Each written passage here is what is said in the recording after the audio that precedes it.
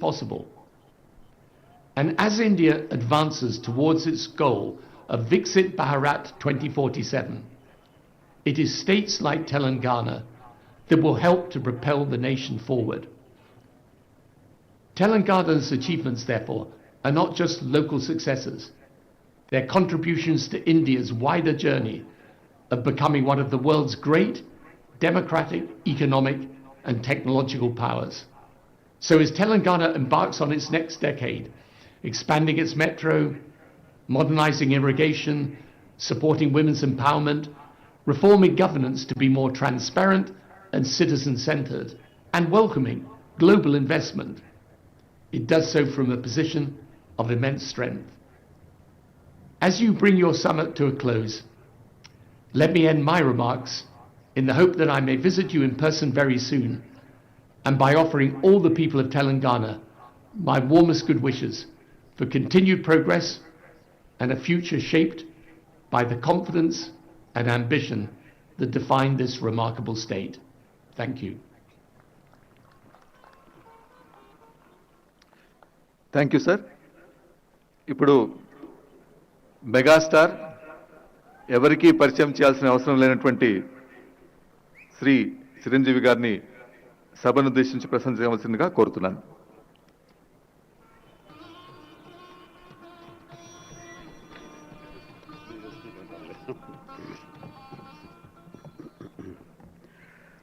గౌరవ ముఖ్యమంత్రి శ్రీ రేవంత్ రెడ్డి గారికి, గౌరవ ఉప ముఖ్యమంత్రి మిత్రులు, ఆత్మీయులు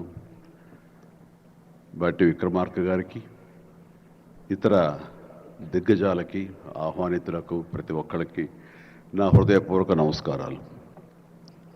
తెలుగులో మాట్లాడడం కొంచెం చేంజ్ ఉంది కదా మీ చెవులకి. So let me have the privilege talking our mother tongue.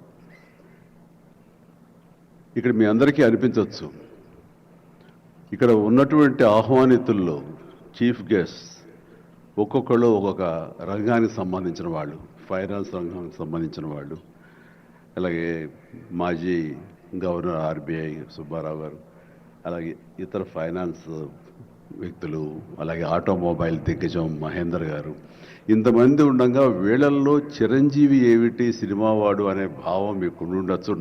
మీకు కదా, నాకే ఉంది అది. నేను ఎంతో ఇక్కడ ఫిట్ అవుతాను అని నాకే అనిపించచ్చు. కానీ నా మీద ఎంతో గౌరవంతో ఒక సోదరుడుగా మన ముఖ్యమంత్రి గారు చిరంజీవి రావాలి అని నిన్న మన భట్టి విక్రమార్క గారిని, అలాగే IT and industrial minister Shri Sridhar గారిని నా దగ్గరికి పంపించారు.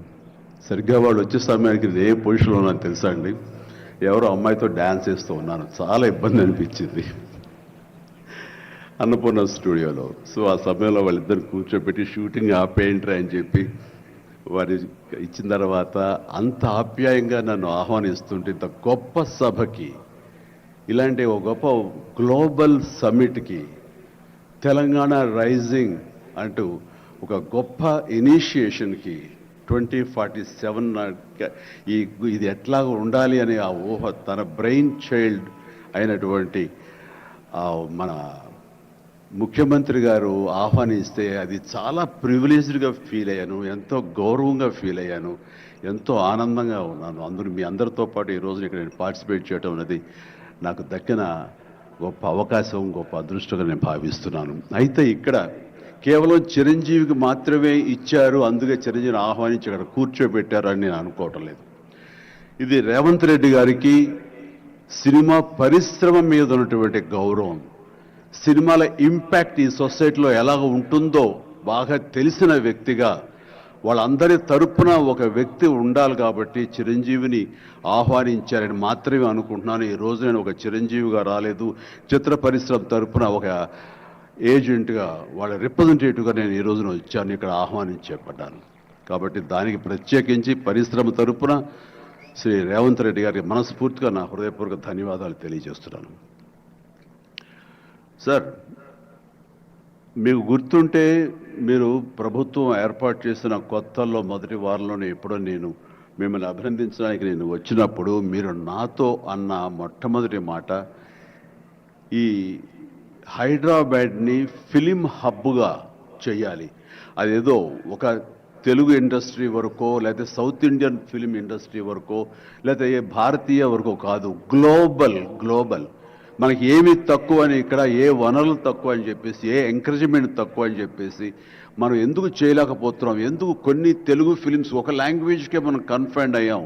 కాబట్టి నా ఉద్దేశంలో ఇది గ్లోబల్గా అన్ని రకాల ఇండస్ట్రీస్ ఇతర లాంగ్వేజ్ నుంచి సినిమా వాళ్ళు ఇక్కడ రావాలి, ఇక్కడ షూటింగ్ చేసుకోవాలి, అది నా ధ్యేయం అని అన్నప్పుడు చాలా ధైర్యంగా మాట్లాడుతున్నారు. చాలా అది నిజం కుదురుతుందా? ఎక్కడి నుంచో ఇతర దేశాల